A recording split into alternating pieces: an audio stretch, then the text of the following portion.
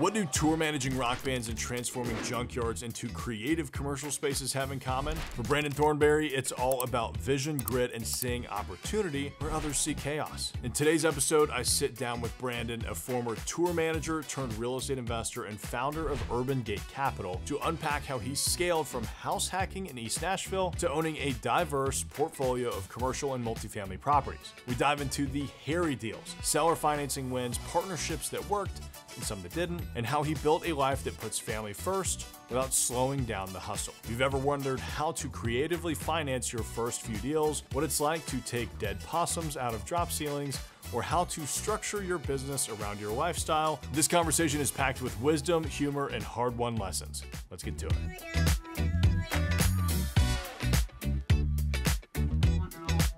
So Brandon, you started off your career as a tour manager. That's right. Very Nashville, you know. Yeah. How did that career shape your mindset and your skills for real estate? That's an awesome question. And one of the skill sets for tour managing is looking out into the future and saying, what is going to be a problem we're going to have in Des Moines, Iowa on June 15th? Like, what do I see as being an issue, and how can I get ahead of that and prepare for that? And I think that skill set has been super helpful in real estate, especially when you're buying hairy deals that have a lot of issues. You have to take a bird's eye view at it and say, okay, what are we gonna encounter and how can we get ahead of that and mitigate for that? What was your first exposure to real estate, and how did it sink its hooks in you? Man, my first exposure to real estate was, this is around 2005. You could buy a pretty cheap house in East Nashville. And I just looked at the numbers and thought, okay, this is my mortgage, and it's a 4-bedroom, and I can get this for rent on these rooms. And quickly realized that if I bought this house, I could live in it for free and have my roommates paying me rent. That's when I caught the real estate bug. I said, this is awesome. Sign me up, let's go. And that's when I started really mapping out how could I go out and get some more rentals and create some passive income. So you hit 20 single family homes. Yeah. I mean, you house hacked, you got your expenses paid for, you're like, I'm gonna go buy even more of these. Built a portfolio of 20 single family homes. How did you manage that while you were on the road managing a band, managing a tour? Man, I don't remember. That is a great question because yeah, tour managing can be a stressful job. And so I would be tour managing and getting calls about toilets and, you know, different issues. And somehow I just duct taped it all together and just pushed through and just struggled through it as long as I could. Probably too long. I probably should have outsourced management a lot sooner, but I think it did kind of give me a value and appreciation for that side of that work and help me learn the ropes. But yeah, it was definitely difficult. I mean, I remember just getting off the road and immediately going to renovate a house, sand some floors, paint some walls, which I absolutely loved. You know, I loved it, but it was a lot. It was definitely a lot. This was pre-kids, so there was time, but it was a pretty big endeavor. Was it tough for you letting go of the property management? It was super tough. Super tough. I waited way too long. I mean, I was well into multifamily investing, commercial investing, well into that before I kind of let go of managing my single family. Luckily, my first multifamily, I did have third party, and I've kept on that path. So luckily, I didn't try to tackle that management, but I was probably 3-4 years into multifamily acquisitions and still managing my single family, which in hindsight was not a great move. I think I could have expedited scaling and my time if I would have let go of that sooner. What was the breaking point for you to where you said, okay, I can't do this anymore? Man, we had, and I don't consider myself a slumlord, but this is going to kind of sound slumlordish.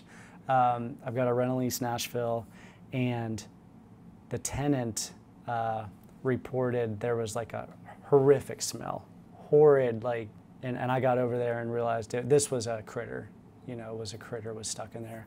And me and some guys were just having to like sniff out where this thing's coming from, and basically cutting holes in drywall, and eventually, and we'd put the tenant up in a hotel because it was bad, but eventually found this kind of like faux drop ceiling where a possum had gone up and down and died, and pulled out this like, and again, I'm not a slumlord, I keep nice rentals, but somehow this possum had gotten up in this drop ceiling and died.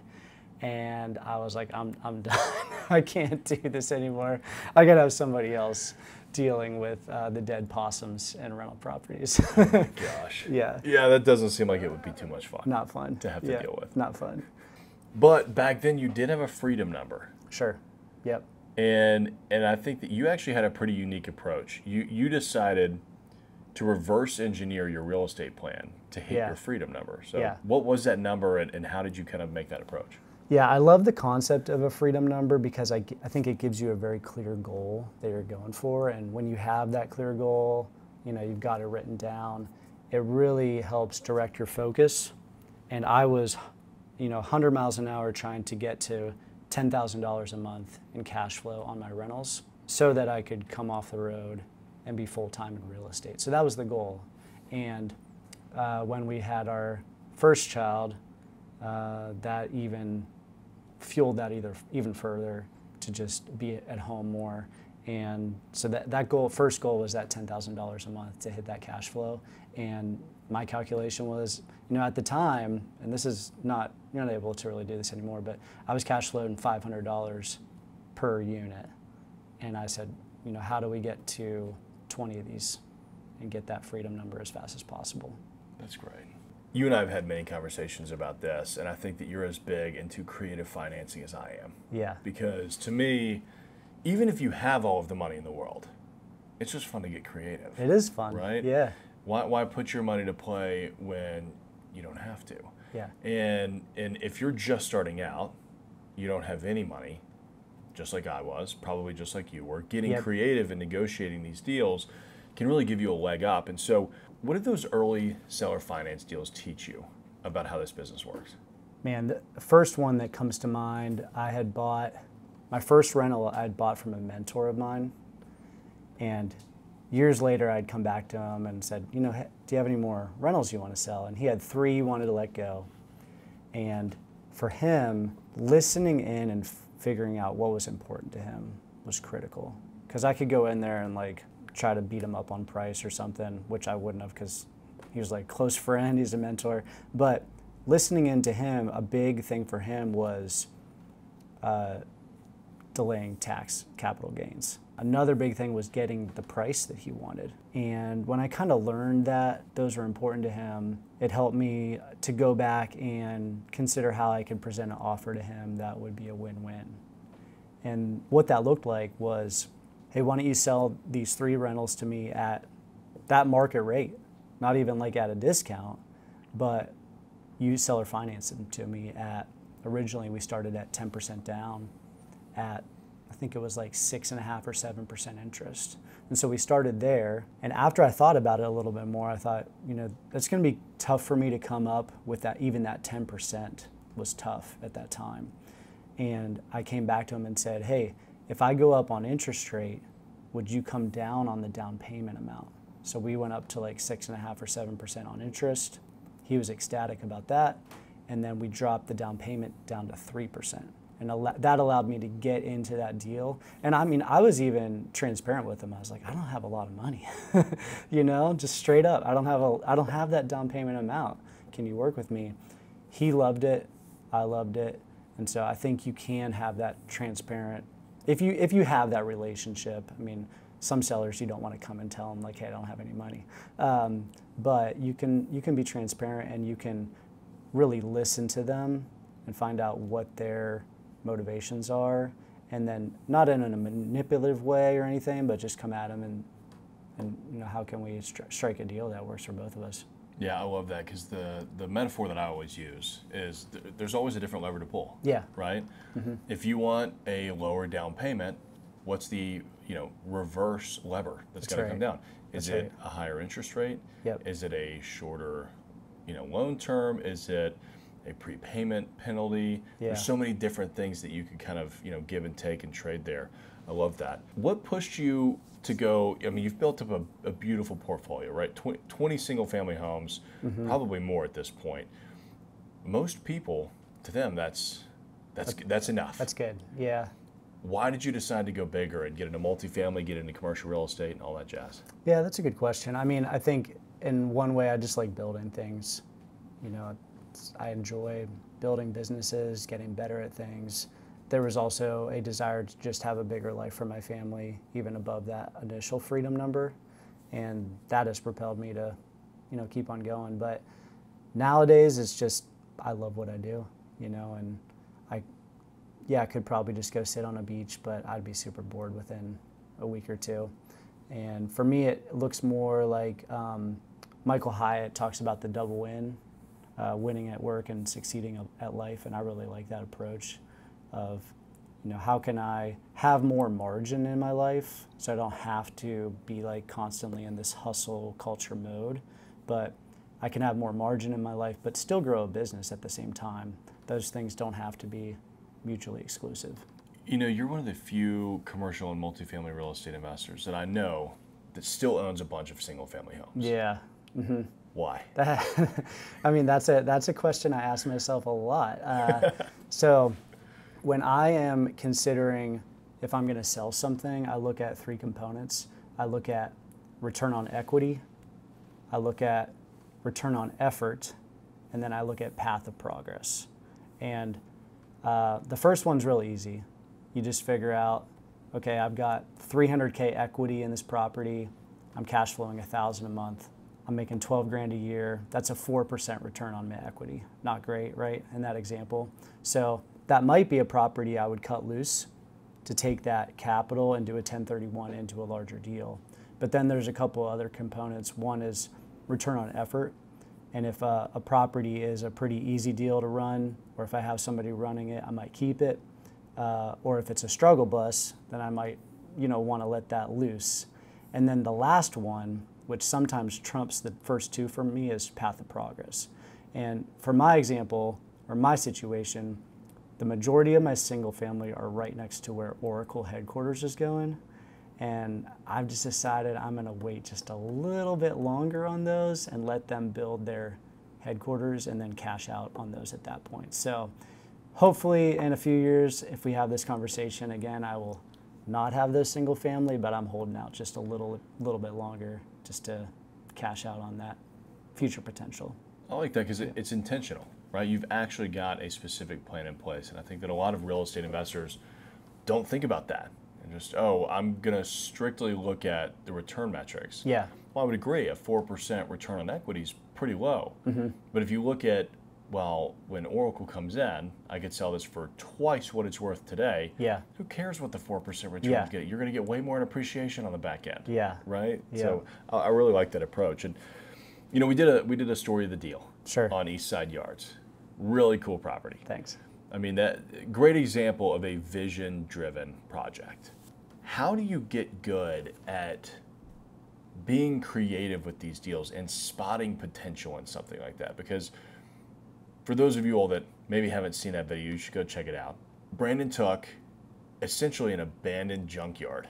Sure. Right? You have some flex buildings, but Yeah. it was a rundown industrial property on Dickerson Pike, which Yep. is where I have bought a lot of stuff too. And he turned it into this amazing drum studio, art studio. He's got it on Peer Space so that you can rent it out. So it's a very creative deal. Tell us, how do you see that? Man, that one is a little bit unique because I didn't really know how it was going to turn out. And it has evolved as we've gone along. So for that deal specifically, I think I just recognized there's an extreme need in Nashville for affordable commercial spaces, especially for the creative community, which is crazy because, I mean, we're in Music City. You'd think there'd be a ton of options, and a lot of those places have gone away. You know, they've made room for high rises and different developments, and there's just a gap there.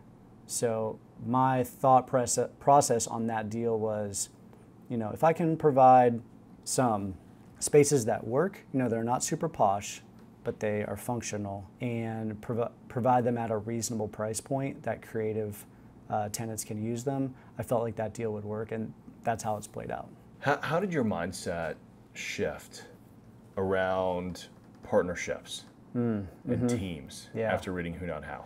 Yeah, Who Not How was definitely a pivotal book for me, because I do have the I'm a mentality. I'm going to do this, I'm going to do this. And there just aren't enough hours in the day to get it all done by yourself. And I think I reached a breaking point. Started to realize that I don't have to be every piece in every deal. I don't have to be the operator. I don't have to be the deal finder. I don't have to be the management or the leasing agent. That there are so many different skills that different people can bring, and in a lot of cases do them way better than I was, and we can do something really great together rather than me just trying to hustle along and duct tape it all together with my own efforts. Yeah, it makes it a little bit easier. Yeah, it's enjoyable. And if you do get the right who, as that book talks about, it's amazing what that opens up for you. And what that has looked like for me when I do have a partnership is, first of all, you got to set clear expectations. You know, any partnership I have, early on, I talk about, you know, hey, I don't really work on the weekends. I don't work nights. Family is very important to me. If I'm going to be the KP on it, I explain like, hey, I want to be an advisor on this, but I'm not maybe going to be on every Zoom call. Is that okay? Those types of expectations, when they're laid out very clearly, can really help in the future. I think there's a quote, expectations are just future resentments. And so if you get those expectations out early on, that helps a lot.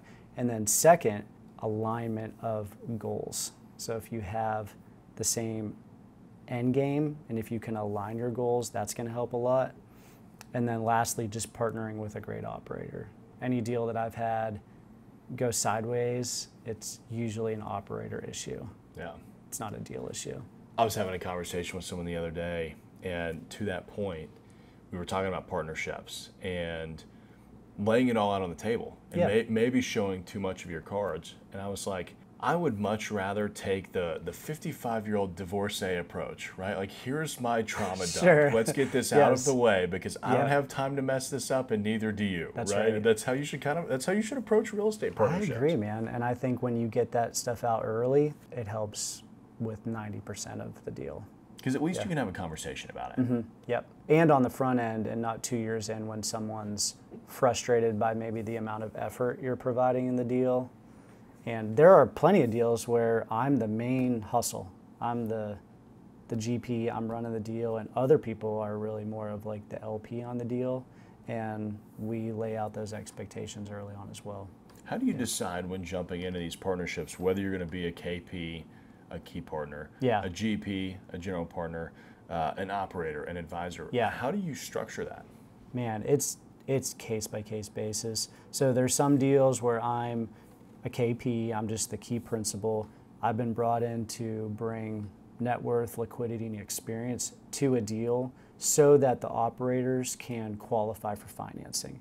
Those deals, I'm just going to be kind of an advisor on the deal, just maybe hopping in on some meetings, just making sure it's not going off the rails. Other deals, I'm just going to be a straight LP. So I'm just going to be a limited partner. I have earmarked money that I call like my LP bucket, and I use my retirement accounts as my LP money. Because when you use money in a self-directed Roth or a self-directed SEP, you can't provide services to yourself. And so that's perfect LP money for me.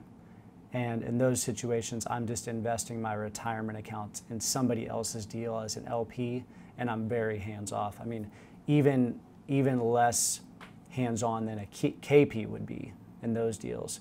And then sometimes I'm a GP where I'm going out and raising money on deals and I'm the main operator.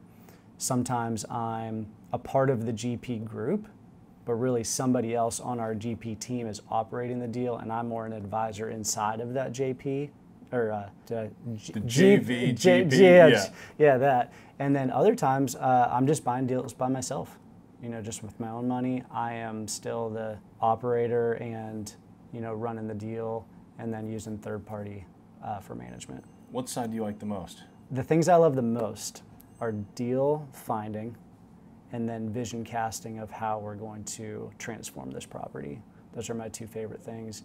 I probably start to fizzle out mentally in about 24 months on a deal, and I'm ready for the next adventure. Yeah. Yeah. Speaking of adventures, let's talk about your Murfreesboro deal. Okay, yeah. An apartment complex you almost walked away from. Yep. I mean, what convinced you to stay in the deal? Yeah, this was a 32 unit in Murfreesboro. It was direct to seller financing. It was my first multifamily deal. And we did inspection day, and it was a nightmare. We had one unit we walked through, and the tenant in there, because I always like to ask, like, hey, do you have any issues with your unit, any maintenance problems? He said, well, I've got a hole in my floor. I was like, okay, I'm picturing maybe like a fist size or smaller. And he proceeds to move the couch out of the way. The HVAC guys had to come in at one point and cut out his floor to get access to something. And when they were done, they put the carpet over top and moved his couch over and just said, hey, don't move your couch so you don't fall through the floor. What? So, yes. So that's just one tiny example, but this property was mold infested. It had just issue upon issue. And so I remember sitting in the Shoney's parking lot. I was getting ready to meet with the seller to go in and tell him that I was going to cancel this deal. And we sit down at a normal spot. And I said, hey, I've got to cancel this deal. It's just too much for me. And luckily, he said, well, what if I just gave you some money off for the repairs? And I thought to myself, well, I was excited about this deal. Now I'm not. What dollar amount would get me back excited? And we just sat there and just went through all my issues. I had them all on a sheet of paper, and we just scribbled out what we thought each would cost. He said, hey, I'll give you that off. And I said, okay, well, let me go and just double check. And I got bids for everything. And we arrived at a number, and he gave me that off of the sales price. And we just went forward. How's that deal performed ever since? Well, fortunately, unfortunately, year into that deal, I got an offer I just could not pass up. So I decided to cash out.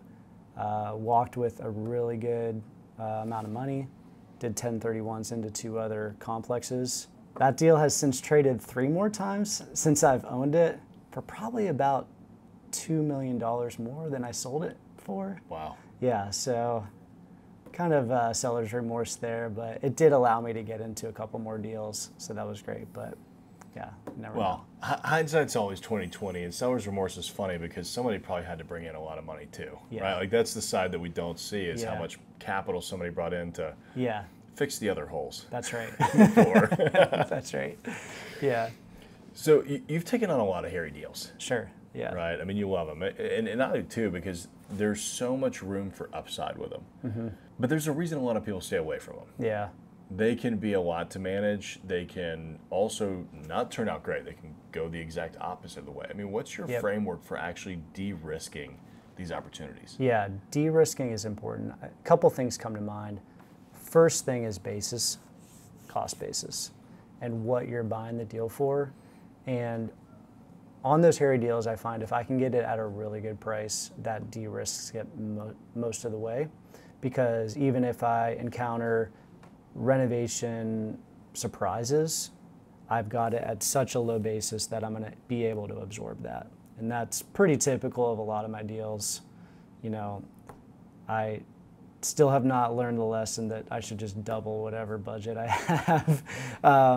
But typically things are going over budget, but the cost basis is important. And then the second thing, and I think we talked about this on the Story of the Deal, a confused mind says no. So if you're just confused, if it's overwhelming, you're not sure how much it's going to cost, it's just scary, you're going to walk. And it reminds me of Eastside Yards. There was a underground storage tank because it used to be a gas station. And that's pretty intimidating because you can't get financing because of this. There's environmental risks. So to mitigate that hairiness, I just went out and got a quote for how much it would cost to remove this. And it was $25,000, which is not a small amount of money, but also not a deal killer. And it just involves methodically going through and saying, hey, I've got this structural issue. I've got a roof that has grass growing on it, literally. I've got water pouring in. How am I going to go and get prices? And that goes back to that who, not how. Like, who do I know that can do this? Who do I know that knows somebody that can fix this? And going through that, getting the bids, de-risking it, getting at a good cost basis, and I think that's the path to taking on those hairy deals. What's the biggest mistake that you've made doing deals like that? How much time do we have? Jeez. And, yeah, and how did it change your approach? Yeah, I like the thought process. There's no failure, only feedback, and there's a lot of feedback from mistakes I've made. One that comes to mind that is very apparent right now is we were spoiled for like a decade on debt. Like, banks were throwing money out there. I was getting apartment complex debt for like in the threes. And if I could go back and talk to myself 3-4 years ago, I would say lock in as much low interest rate debt as you can, because since then we have seen rates skyrocket. And for me personally, that looks like some lines of credit that are adjustable rates that have gone way up. It looks like some loans that did mature that have gone from 3.3% to 6%.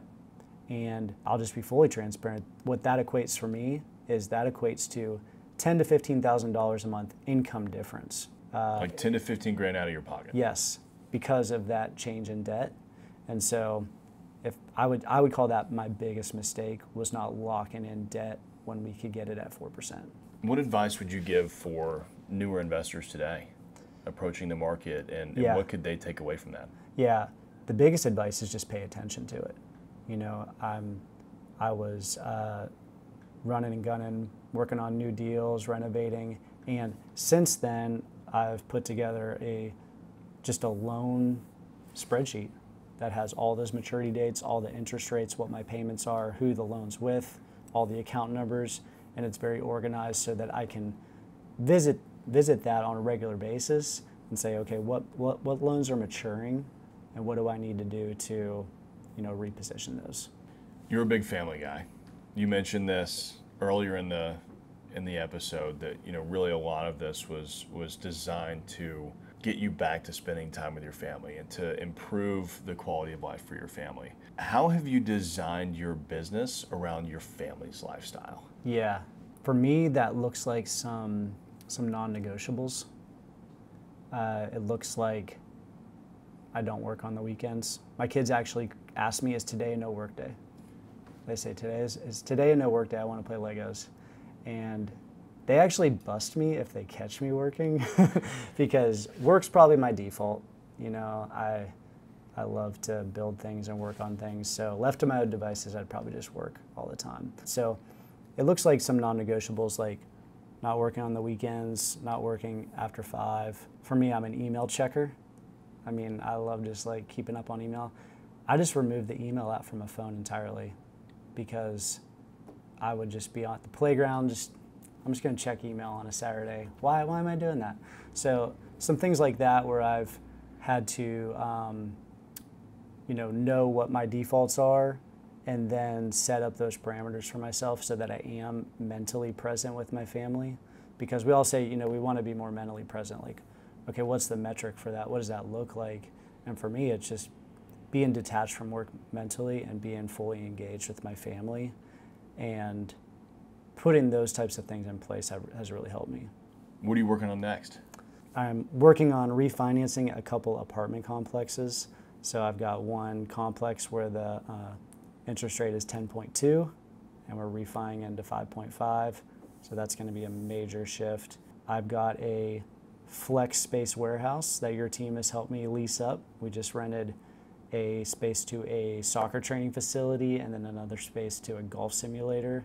So that's been a really fun project. Talking about hairy deals. That's a hairy deal, yeah, absolutely. We had that back wall. We had man. a water feature at that property, and you know, coming up for me, it looks like maybe taking a sabbatical. Really? Yeah, I'm thinking about taking like a month off. About time, man. Yeah, man. 20 years hustling. Let's take a breath. Well, if I can give you any advice on the sabbatical, because this year will be my 4th year in a row doing it. Love it. December 15th to January 15th. Yeah, that's a good in time. real estate. Great time to do it. Yeah. Because what I realized was nobody wants to do anything That's right. time anyway. Yeah. And so you're just going to be the guy checking email. Yeah. Well, I was reflecting on, you know, COVID was a super tough time for a lot of people, but it was also like kind of it was a good thing for us. I mean, it was a horrible season for our world, a lot of really sad losses, but I just remember everything kind of slowed down. And I just was like, that was just kind of a nice time with my family. So maybe I'll take 2 sabbaticals, because I'm thinking about taking July off, and then maybe I'll take Bring it back around December in December too. Yeah. Yeah. Yeah. I agree, man. I mean, I would never want to go through COVID again, but looking back on it and remembering how slow it was, and I had all the time in the world to work on all of the foundational stuff that I needed to do for so long. Yeah. Pretty nice. Yeah, absolutely. Well, it's good to get to do it, family. Brandon, if anybody listening wants to follow along with what you're doing, where can they find you? Yeah, find me on Instagram at bthornberry. Also, please follow Urban Gate Capital on Instagram. There you go. And we'll have those links in the show notes below. Awesome. Brandon, thanks, man. Dude.